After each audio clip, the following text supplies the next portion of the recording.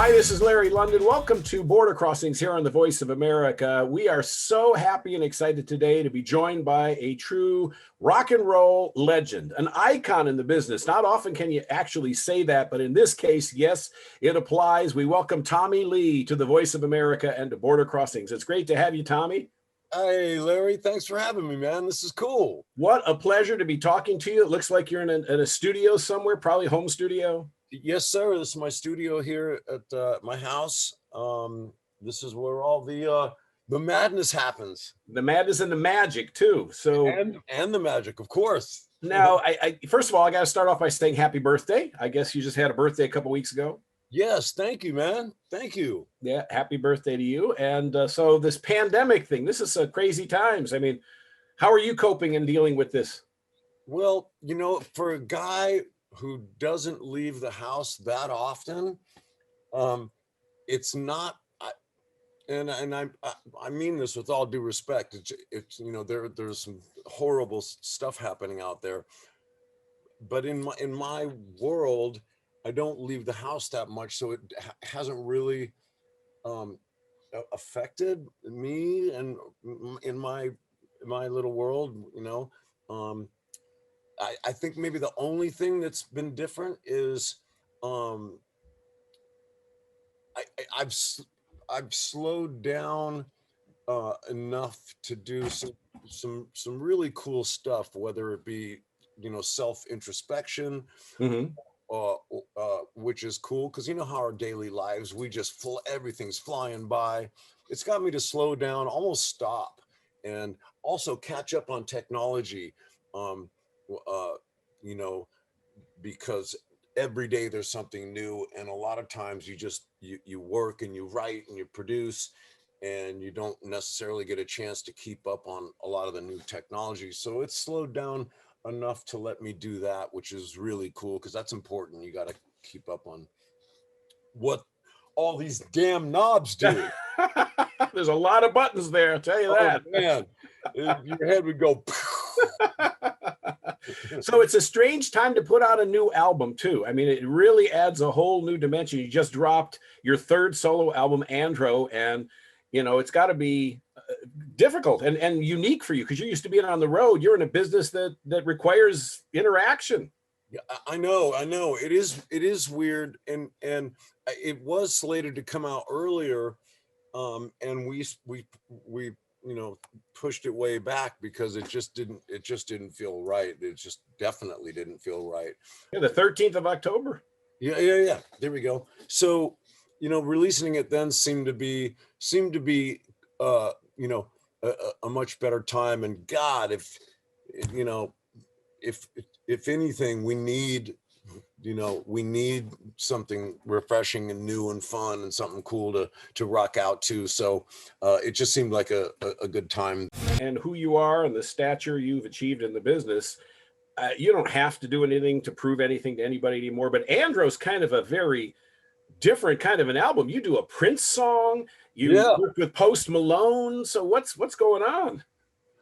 It's just what I've been up to um, since like 2016. Motley did its final show, Hmm. and in everybody's minds, we were like, "Well, this is it. We're done. We're gonna just go out on top and be like, that's it. Thank you. Good night. Mic drop." Right? And and that's what it was. And I told myself, I'm going to take a year off. I'm not going to listen to any music. I'm not going to do music. I'm going to literally hit the reset button and just stop.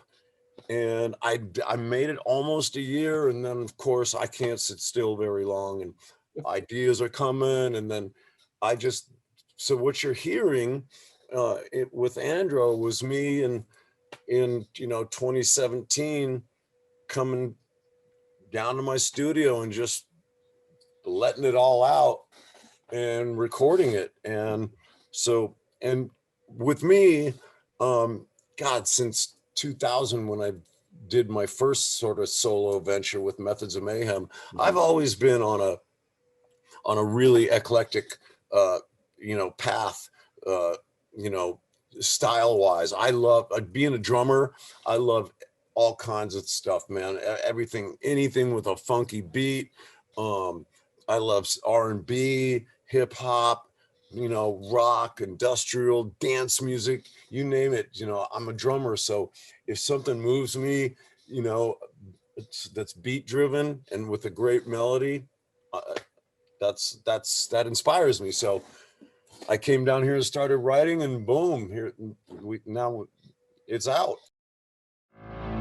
When you were mine, I gave you all my money. Why did you pick a Prince song to do? Massive Prince fan. I have a collaboration list of people that I would love to work with, always wanted to work with, that sort of thing. And he's been on it, and unfortunately, that's never going to happen. God bless him. I've been a massive Prince fan, and a buddy of mine, Lucas, who actually sings on the song, came up to me and said, "Hey, we should redo When You Were Mine." And I thought, dude, I mean, there's a million other songs I would think of, you know, redoing. When You Were Mine is a very up tempo, you know, pop song. When you were mine, God, I mean, it's moving, and so he goes, no, let's why don't we slow it down and try it like that. And once we slowed it down, it just became really dark and sexy, and the lyrics really stood out. When you slow it down, you really hear what he's saying there, and it's some pretty deep stuff. When people do covers and it's kind of like just a little bit different, I'm not a fan of that. I think if you're going to cover something, really like take it and really mix it up, you know. So I'm really happy with the way it came out, and a lot of people are loving it. That's cool. Yeah, I'm hearing nothing but great things, and all the reviews have been super, and that's fantastic.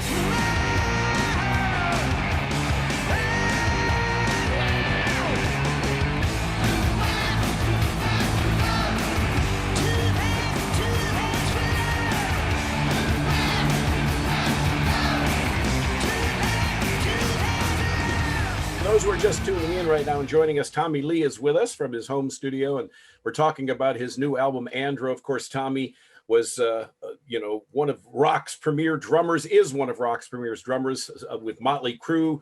You guys put out your first album, 1981, Too Fast for Love. There's a rumor that Motley Crue might be getting back together, might be going on the road again. Yeah, well, I mean, we had said in 2016 that was it. We were done, over. And then we got approached by Live Nation early this year, and they approached us about doing a stadium tour, and we were like, what? Well, we weren't really planning on that.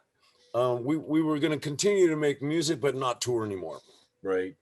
And when they came to us with that, we all kind of like, we all talked and said, well, we've played many stadiums, but we've never done a stadium tour. And we got really excited about that. We get excited about doing anything we've never done before. So we said yes, and all of a sudden, not too far after that, tickets went on sale, and the entire stadium tour sold out in probably a week and a half. And we were like, what? That's insane. So literally we had no plans on it until approached about doing a stadium tour. And then the pandemic hit. We were set to go June. I won't forget the date, June 7th. We were starting in Florida, and it got postponed. And so now it's slotted for next summer sometime next June. So And we you were shall saying we you shall guys see. get excited over any new project. How about a Motley Crue Christmas album? How about that's a new project? That's funny. I don't think the dudes in the crew would be down with that, but it's funny you mentioned that, because I am working and I can't tell you the title yet, but I'm working on one. I started working on a Christmas song a couple of months ago, and it was like crazy hot here. We were having like a heat wave. It was 104, 102, and I was here in the studio and the air conditioning's blasting, and I just wasn't in the Christmas vibe. And I went, okay, I got it going, but I'm going to put this on hold. And so coming up now during the holidays, I'm going to get back to work on it. So next Christmas, you'll be hearing something from me. All right. I'm Christmas looking forward to for that. sure.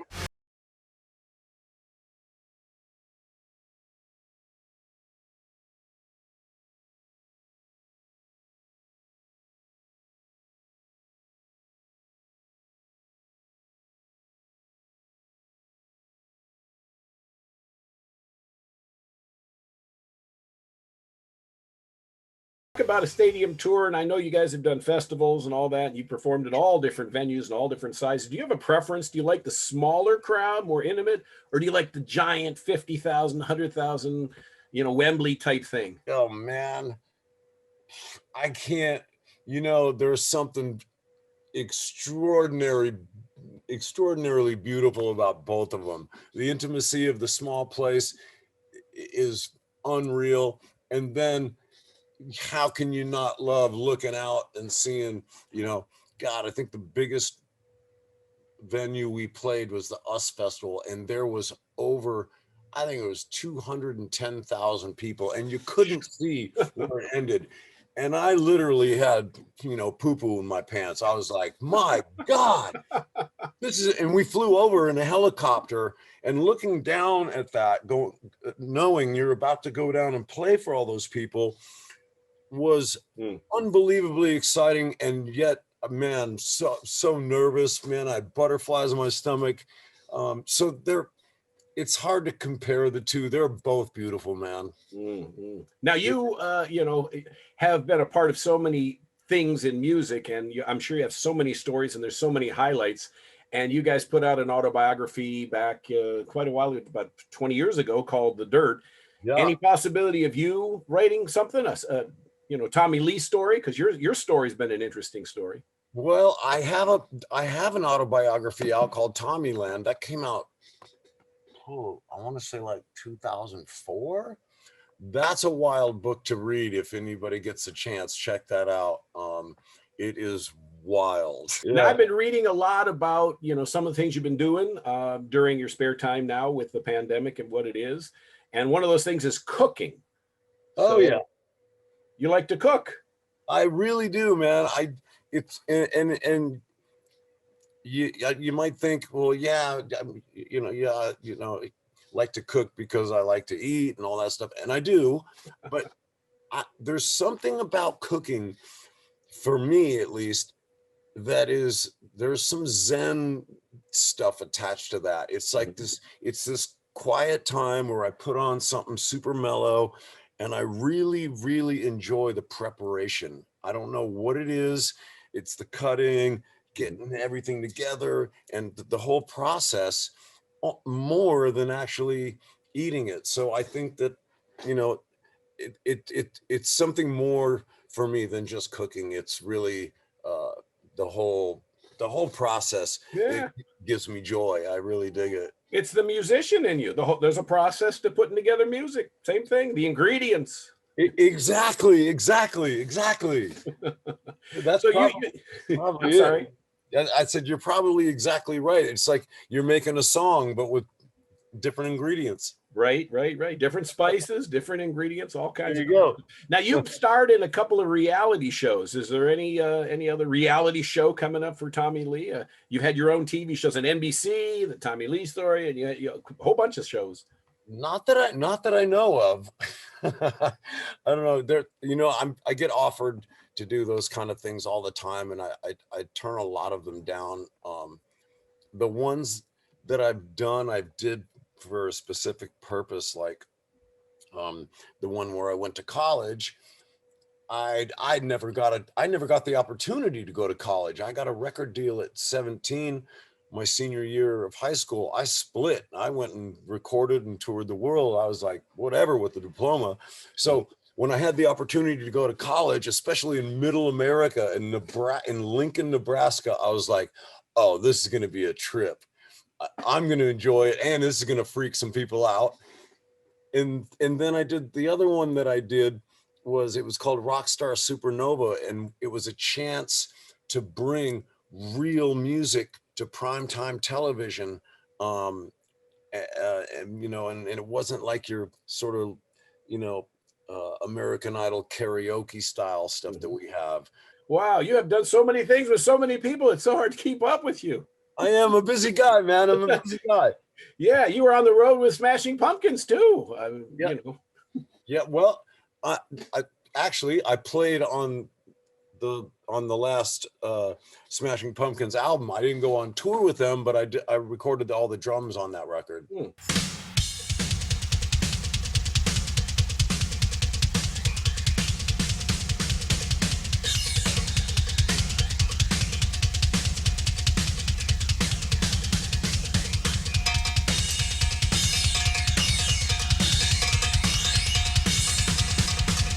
So why the drums? I mean, has it always been the drums for you? What is it that drew you to the drums? From what my parents say, as soon as I was like, able to like kind of stand up a little bit and get into all the cabinets and pots and pans and spoons, and they said at a really young age I was always making racket. My poor parents, always playing drums. And then I started taking piano lessons, and then tap dancing and ballet, and I've taught myself how to play guitar, and I just, man, any instrument, if I see one, I'll just go up to it and start playing it, and if I can't play it, I'll figure it out. What are you listening to in your off time? I mean, when you have off time. I listen to sometimes, just to get, because when I'm working on music, I listen to something that you would probably be like, what? I listen to everything from Andrea Bocelli, some, that kind of beautiful, operatic stuff to sort of like zenned out spa music, just calming meditation sounds. Some EDM I heard. Well, EDM, that's your track, huh? That's your tune. EDM. Yeah, I make it, I listen to it, but you were asking me what I listen to kind of in my downtime. I listen to the more mellow stuff in my downtime, but when I'm rocking, I'm all over it. What's your favorite place to tour? I mean, you were being heard now out of the US in 100 different countries. So, and there probably isn't anywhere you haven't performed or been. So favorite places. Well, we're talking about Japan. So I know that's a lot of people's favorite place. Japan is awesome. It's awesome. It's weird. That place is a trip. You're sitting there playing, and all these Japanese people are singing the words in English. You're like, how is this possible? English is the first language they teach in Japanese schools, so I guess that makes sense. But Japan's awesome, and you've got your like super hardcore, like in America, you got Detroit.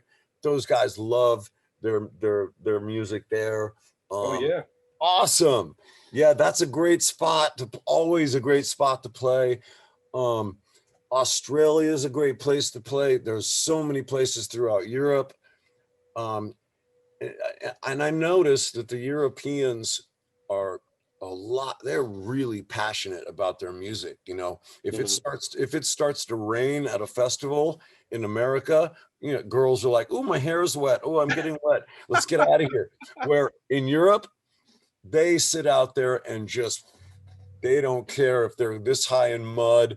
They'll play in it like pigs. Like just they do not care, and their passion for music is just beyond. Like no weather could stop it, no nothing. They're going in. Yeah, you mentioned, how you can perform in a country where they don't speak English, but they know all the lyrics to your music, to Motley Crue's music, and Yeah. it's just amazing. That's a testament to the impact you guys have had on people around the world.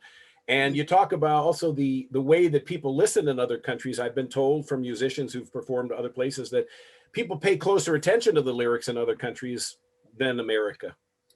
You know, I think they do because you know they're trying to figure out what you're saying, so they're probably spending more time sort of dissecting or translating and figuring out what it is that you're saying. Where in America, the English language probably just blows by most of the words. You know, they've heard them a million times, so unless the lyrics are really specific or really special, do you probably even pay that much attention? I don't Mhm. know. So when you're not doing music, I think you like to tinker with motorcycles and cars. I do. I've always loved that kind of stuff. Um, you know, there's nothing cooler than jumping on your motorcycle. Well, let me take that back. Ever since the helmet law passed, you know, years ago in California, it's kind of taken some of the fun out of it because there's nothing better than your hair blown in the wind and going for a ride. Um, And yeah, I get it with the helmet. Yeah, it's the right thing to do. It's safe. I get it, but I really like that. I really enjoyed that part of it. Mhm. Love cars. I mean, geez, the What's usual your stuff. favorite car in your garage right now? Um, is probably my Rolls Royce Wraith. That's what I have now. But then the other spectrum is I have another car. It's a hybrid. It's called a Karma. It's made Mhm. by Fisker. It's electric. Um, and that's really cool too, man. It's really cool to like go by the gas station with your middle finger up the Ah, air, like, see, no, don't need no gas, bro. that's it. Not today. Yep, not today, dude. That's awesome. It is cool, and it's better for the environment. And and there's something else really cool about electric cars. Um, and I was telling my friend this the other day. Where were the electric cars back in the day where I was coming home trying to sneak in late and not wake up the girlfriend, you know, and with an electric car, you can't hear you pull up, it's like pulling up in a golf cart and then creeping into the house and jumping into bed, would never know you were even out late. Where God, where was an electric car then? Oh my gosh. That sounds great. Well, you sound happy. You sound like you're in a good place. You sound like you're feeling good. I heard a news story. You said you've never felt better and Thanks, everything Larry. is going well for you health wise. You're feeling good these days. Yes, sir. Thanks, Larry. Yeah, it's good to be alive, man. It's really Mm, good to be alive. yeah. And I know you're working hard on behalf of the animals. I know you work with PETA. Always, man. Always. I can't get enough of those beautiful creatures. How many pets you got at home? Oh my God, it's like a freaking zoo around here. There's a wiener dog, there's a Yorkie, there's a koi pond full of giant koi fish, there's turtles, birds. Am I missing anything? Oh, Uh, I think that's it. Yeah, wow. there's a lot of animals here, Well, including you do. myself. You're helping the planet. You're helping the animal kingdom, then that's great. And of course, you're helping a lot of people with therapy. That's what it's about. Andro's a great album, like you said earlier. This is people needed it. It's the right time, and Yes. hopefully we'll get through all of this stuff. There's a lot of noise. There's a lot of stuff happening in the world right now, and hopefully we're light at the end of the tunnel's coming. That's good, man. Yeah, I hope the record cuts through the static, because there's definitely a lot. And now, man, the world is in such a crazy place. So hopefully you can put on the record and just check out for what is it, probably an hour and 5 minutes running time, and just let go. Well, do me a favor when all of this clears and you got the Christmas song out. Promise me you'll come into the studio in DC when you're in DC. For sure. Right. Thank you. Tommy Lee is our guest, and the new album is called Andro, which is now available iTunes and Amazon and anywhere you can get a CD, I'm sure. Is there a website people can go to keep in touch with you and social media and all that? You can go to tommylee.com, and you can come. If you go there, you can find me everywhere. I'm pretty easy to find. Well, you're looking great and sounding great as always, Tommy. It's a pleasure to have you on. Thanks, Larry. Thanks for having me. And hi, everybody out there. Yeah. You want to say anything to the troops that are tuned in? Yes. What's up, fellas, ladies? Just want to say that I love you. I love the hell out of you. And my father was served for years, and I have nothing but love and respect, man. It's because of you guys I get to do what I do, and I love you. Mwah. He's the amazing, incomparable Tommy Lee. Thank you so much for joining us. My name is Larry London. You are watching Border Crossings. Thanks for tuning in.